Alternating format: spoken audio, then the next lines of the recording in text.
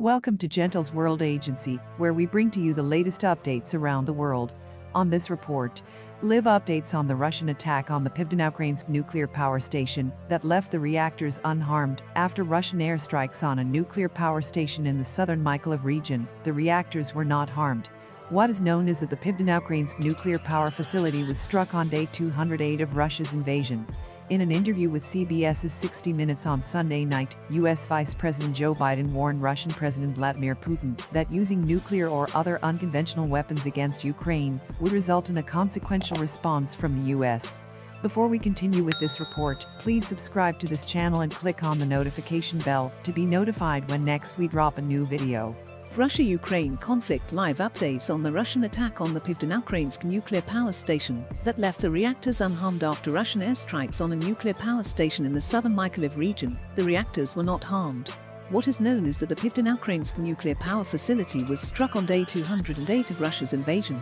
Russian troops struck the Pivdenaukrainsk nuclear power plant in Ukraine's southern Mykolaiv region early on Monday, but its reactors have not been damaged and are working normally, Ukraine's state nuclear company Energoatom said. A blast took place 300 meters away from the reactors and damaged power plant buildings shortly after midnight, Energoatom said in a statement. The attack has also damaged a nearby hydroelectric power plant and transmission lines. Energoatom said. Currently, all three power units of the PNPD Pivdenaukrainsk nuclear power plant are operating normally. Fortunately, there were no casualties among the station staff. It published two photographs showing a crater it said was caused by the blast. In one of the pictures, a man stood in the crater to give a sense of its size.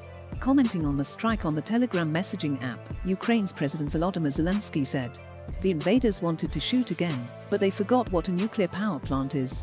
Russia endangers the whole world. We have to stop it before it's too late." There was no immediate Russian reaction to Ukraine's accusations. The Mykolaiv region has been under constant rocket attack by Russian forces in recent weeks.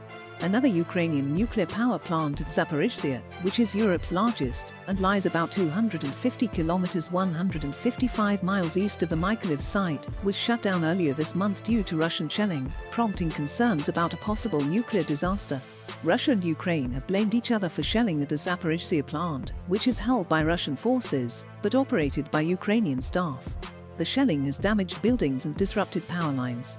The UN nuclear watchdog said this weekend one of the four main power lines at the Russian-held Zaporizhzhia nuclear facility had been repaired and was once again supplying the plant with electricity from the Ukrainian grid. 13 people were killed in artillery shelling on Monday in the East Ukrainian separatist-held city of Donetsk, the city's Russian-backed mayor said. Reuters reports that in a statement posted on the Telegram messenger app, Donetsk's separatist mayor Alexei Kulemzin said that 13 civilians including 2 children had been killed in the strike on Donetsk's Kyiv district. He said that the number of wounded was being confirmed. Donetsk city has been controlled by the Russian-backed Donetsk People's Republic since 2014. The Ukrainian army continues to hold positions on Donetsk's outskirts, and the city has come under artillery fire repeatedly in recent months. German economy likely to shrink for prolonged period. Bundesbank warns. The German central bank said on Monday it was increasingly likely that Europe's largest economy would shrink for a prolonged period as Russia throttled energy supplies to the continent. In its monthly report, the Bundesbank said, the signs of a recession for the German economy are multiplying. It also warned of a broad-based and prolonged decline in economic output. The likely slump was above all down to supply-side constraints, namely reduced deliveries of energy in the wake of the Russian invasion of Ukraine, Agence France Presse reports.